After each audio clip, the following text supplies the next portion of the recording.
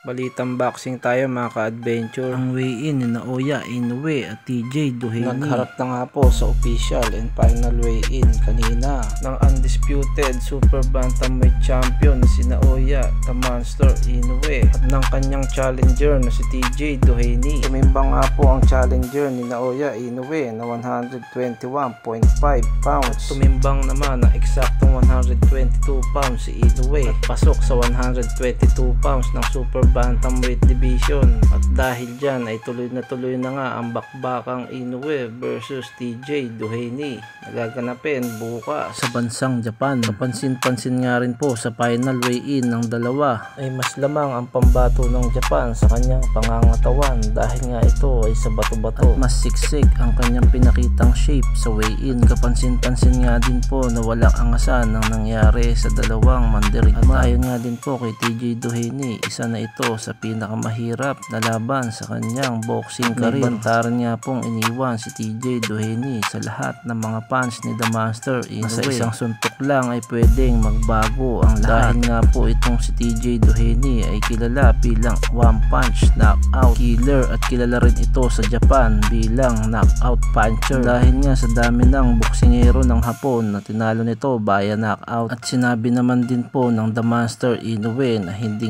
niya underdog itong si TJ Doheny at ibibigay niya pa rin ang kanyang 100% sa laban. Nagpasingit nga rin po si TJ Doheny na iba siya kaysa sa dalawang huling nakalaban ni The Monster Inoue dahil umano na si TJ Doheny ay natural na super bantamweight fighter at ang huling dalawang tinalo ni Naoya Inoue na si Fulton at si Tapales ay isang natural bantamweight fighter. Isa na ito sa magiging bentahe ni TJ Doheny sa kanilang magiging laban bukas. At dagdag din ni TJ Doheny na nasa 1000% na ready na siya para sa kanilang laban. Kapag nasunod nga daw nila ang kanilang game plan ay siguradong may kalalagyan itong The Master ng Japan. Ikaw ka-adventure, ano sa tingin mo? Kaya kayang pabagsakin ni TJ Doheny ang Master ng Japan o mananatiling undefeated at undisputed super bantamweight champion si The Master Naoya Inoue? At ito ang ating boxing update for today mga ka-adventure.